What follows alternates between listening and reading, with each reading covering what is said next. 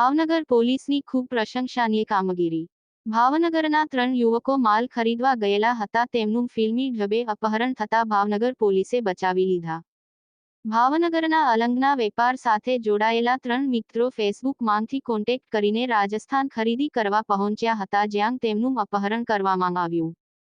ભોગ બનનાર લોકો દ્વારા પરિવાર પાસે રૂપિયા માંગતા પરિવારજનો દ્વારા ભાવનગર પોલીસની મદદ માંગી હતી, ત્યારે ભાવનગરના એસપી હર્ષદકુમાર પટેલની સૂચના અનુસાર એલસીબી કેએસ પટેલ દ્વારા રાજસ્થાન પોલીસ સાથે સંપર્ક કરીને અને પરિવારજનોને આશ્વાસન આપીને સમગ્ર મામલો ચોકસાઈપૂર્વક ઉકેલવા તજવીજ હાથ ધરાઈ અને 7 કલાકની મહેનતના અંતે ભોગ બનનાર 3 યુવકોને પોલીસે બચાવી લીધા, ત્યારે પરિવારજનો તેમજ સમગ્ર અલંગ વ્યાપારી એસોસિએશન દ્વારા ભાવનગર પોલીસને સો સલામ અને આભાર વ્યક્ત કર્યો હતો।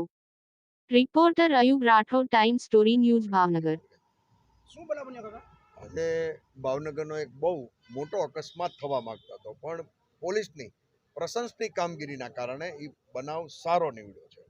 હું તમને કહું, 3 ભાવનગરના ફિરોજ, જબ્બાર અને સલીમભાઈ, આ ત્રણેય છોકરા ફેસબુકના મારફતે સ્ક્રેપનો માલ લેવા રાજસ્થાન ગયા હતા। હવે ત્યાં પરિસ્થિતિ એવી થઈ કે ત્યાં પહોંચ્યા એટલે ત્યાંના 4-5 જે લુખ્ખા હોય છે કે જે હોય એ આનું અપહરણ કરી અને એક આવાવરા ખેતરમાં એને રાખ્યા હતા। પણ સવારે આ ત્રણેય જે અપહરણ કર્યા છે તે લોકો, આપણા ઘરના છોકરાઓ, એની પાસે પૈસાની માગણી ભાવનગરમાં એના સગાવાલા મિત્ર સર્કલ પાસે કરવા માંગ્યા। એટલે કાંઈક ડાઉટ ગયો કે આ વારંવાર પૈસા મગાવે છે, એનો મતલબ કાંઈક થયું છે। એટલે થોડોક એવો અંદાજ આવ્યો, એટલે અમારે ભાઈ મોટાભાઈ પ્રેસિડેન્ટ છે, પ્રમુખ છે, એ પ્રમુખ અને કસ્બાના પ્રમુખ બધા સાથે મળી એસપી સાહેબને રજૂઆત કરી। એસપી સાહેબે એલસીબી પીઆઈને કર્યું। એલસીબી પીઆઈ પટેલ સાહેબ 2:30 વાગ્યાથી લઈ 6 વાગ્યા સુધી એની પાછળ પડ્યા અને ઈ આરોપીને રાજસ્થાનની પોલીસ સાથે સંકલન કરી અને ઈ આરોપીને અને આપણા ત્રણેય વ્યક્તિને મુક્ત કરાવ્યા। પ્રશંસનીય કામગીરી પોલીસની છે, હું વખાણું છું।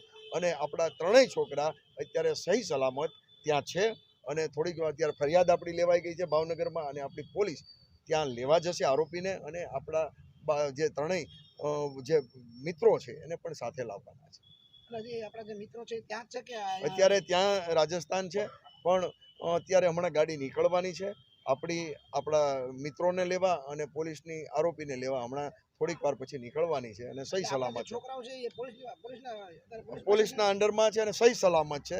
એના ફોટા આવી ગયા છે એલસીબી પીઆઈ પાસે અને અમને દેખાડ્યા। એની સાથે આપણે બધી વાતચીત પણ કરી, ખૂબ સારી રીતે આમાંથી મુક્ત થયા છે અને પોલીસની કામગીરી પ્રશંસનીય છે।